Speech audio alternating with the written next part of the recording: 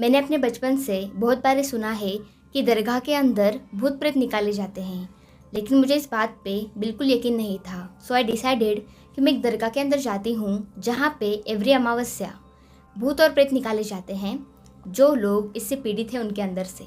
तो जैसे कि मैंने ठान लिया, तो मैं अपनी मम्मी को साथ में लेकर उस दरगाह के अंदर चली गई।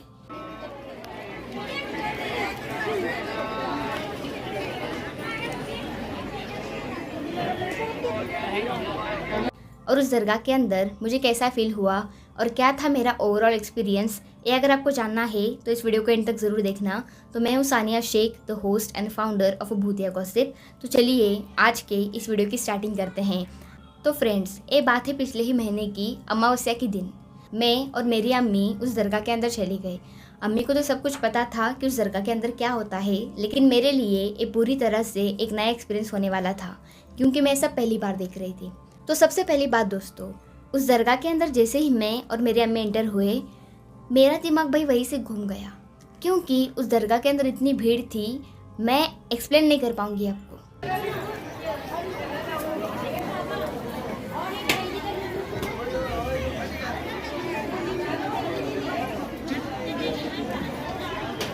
और एक शॉकिंग की बात, जैसे मैं वहाँ पे खुदा का दीदार करने और ये सब कुछ शूट करने के लिए आई थी, वैसे ही वहाँ पे कई सारे लोग रहने के लिए आए थे एक रात। वो वहाँ पे खाना बना रहे थे, खा रहे थे एंड वहाँ पे स्टे भी कर रहे थे। सो ये देखकर मैं थोड़ा शॉक हो गई कि यार मतलब लोग इतने श्रद्धालु भी हो सकते हैं, क्योंकि मैं ज़्यादा स्पिरिचुअल नहीं हूँ। मेरी फैमिली है बट मैं ज़्यादा स्पिरिचुअल नहीं हूँ। सो मेरे लिए थोड़ा एक्सपेक्ट करना थोड़ा डिफ़िकल्ट था, लेकिन मैंने सोचा कि चलो अपना काम कर लेते हैं। तो मैं उस दरगाह के अंदर गई। सबसे पहला काम तो मैंने सजदा किया खुदा के सामने, दुआएं मांगी इन फ्यूचर के लिए। उसके बाद में हुआ कुछ ऐसा कि वो जो दरगाह है उसके साइड में मतलब होता है ना, एक सर्कल हमें घूमना होता है। तो मैं उस दरगाह को सर्कल मारने लगी, और सर्कल मारते मारते मैं एक ऐसे पॉइंट के पास पहुंची जहाँ पे दरगाह का एक छोटा सा दरवाज़ा था, और वहाँ पे इतने सारे नींबू पड़े थे यार, मतलब कम से कम एक 500-600 नींबू तो ऐसे ही पड़े थे, लेकिन वो कुचले हुए। और मैंने देखा कि एक लेडी वहाँ पे नाच नाच के वो कुचल रही थी।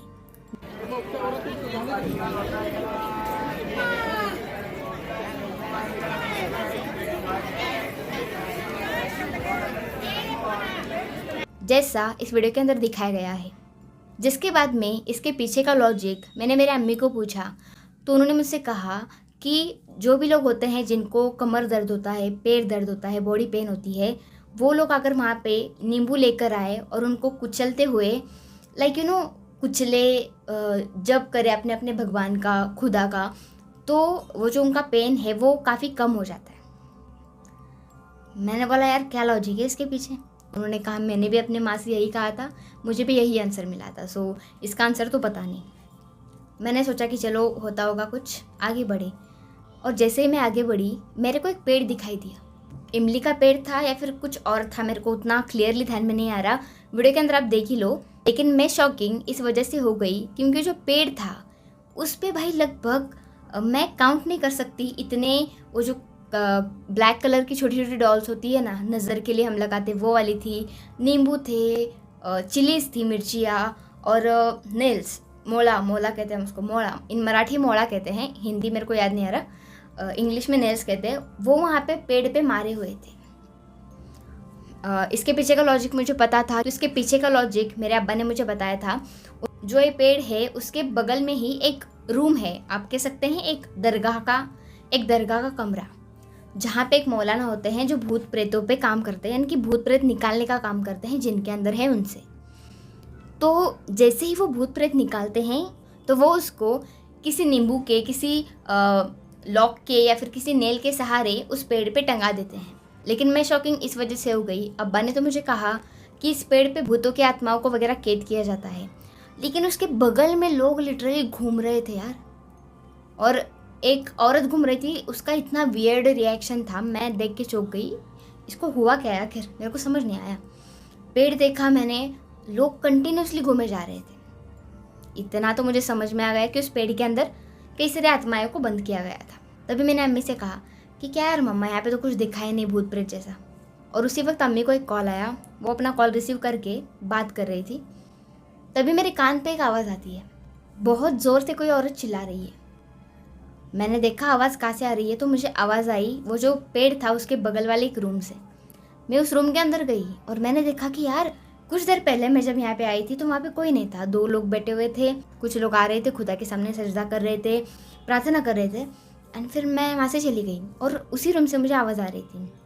मैं उस रूम के अंदर चली गई, तब मैंने वहाँ पे देखा कि भाई ऑलमोस्ट एक 20-30 लोग बैठे हुए थे और उनके बीच में एक औरत बैठी हुई थी जो पोजेस हो गई थी। और वहाँ पे जो मौलाना थे, वो उसका जो हाथ था वो एक लोटे में, कह सकते हैं लोटे के अंदर रख कर ऐसे उसको पकड़े हुए थे।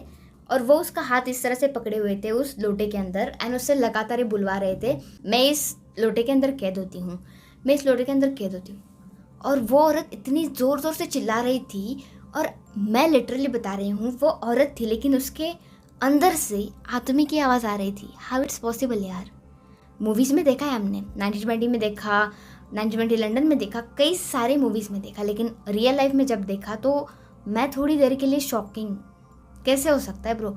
औरत है, औरत के अंदर से औरत की आवाज़ आनी चाहिए, लेकिन उस औरत के अंदर से औरत की तो आवाज़ आ ही रही है, लेकिन उसके साथ में ही मर्द की भी आवाज़ आ रही है। उतने में ही मैंने अपना मोबाइल ऑन किया और शूटिंग करने लगी। शूटिंग 1-2 सेकंड भी मैंने स्टार्ट नहीं किया था, तब तक वहाँ पे एक बंदे ने मुझे ऐसी नज़र से देखा, यानी कि वो चिढ़ गया था कि यार ये चल क्या रहा है और तू कर क्या रही है यहाँ पे। चल रहा है मतलब एक औरत बीमारी, एक औरत दर्द में है और तू उसका वीडियो निकाल रही है। सो उन्होंने मुझे मना किया वीडियो निकालने के लिए। लेकिन मेरी अक्ल जो थी वो घास चरने गई थी मैं भी, क्योंकि वीडियो रिकॉर्डिंग तो नहीं यार, वॉइस रिकॉर्डिंग तो कर ही सकती थी ना मैं, लेकिन अब क्या ही कर सकते हैं, याद में नहीं रहा उसी वक्त। और उसके 2 ही सेकंड के बाद मेरी मम्मा वहाँ पे आई और इतनी ज़ोर से मेरे को चिल्लाया, यहाँ पे आने के लिए मना किया था, क्यों आई यहाँ पे। मैंने कहा क्या यार मम्मा, सब लोग तो देख रहे हैं। मम्मा ने कहा कि बेटा ये तो स्टार्टिंग है, जैसे जैसे एंडिंग होगी ना, जो मौलाना ज़ोर ज़ोर से दुआएं पढ़ेंगी लाइक एक्सॉर्सिज्म, तो तू देख नहीं पाएगी है। मैंने कहा मैं देख लूँगी यार, लेकिन मम्मा ने कहा मैं तुझे देखने नहीं दूँगी, क्योंकि जब वो एंडिंग वाला सेशन आता है, जब वो जो मौलाना होते हैं वो ज़ोर ज़ोर से दुआएं पढ़ रहे होते हैं, तो उस वक्त जो लेडी है पोजेस हुई वो खड़ी रहती है और उस रूम के अंदर राउंड राउंड घूमने लगती है और किसी की भी बॉडी के अंदर वो एंटर कर सकती है, जिसकी वजह से वहाँ पे कई सारे लोग जा रहे थे और मेरी मम्मा ने भी मुझे वहाँ पे खींच के बाहर लाया। मैंने बहुत रिक्वेस्ट की कि मम्मा देखने दो यार, मुझे शूट करना है ना, तो मैं वॉइस रिकॉर्डिंग तो कर लूँ। अम्मी ने कहा नहीं कर सकते बेटा, चलो यहाँ से। उसके बाद में वहाँ से मैं घर आ गई। तो ये था मेरा ओवरऑल उस दरगाह के अंदर का एक्सपीरियंस। बट मैं कभी और वहाँ पे जाऊँगी और ट्राई करूँगी कि वीडियो तो नहीं, लेकिन वॉइस रिकॉर्डिंग तो मैं आपके लिए लेके आऊँ।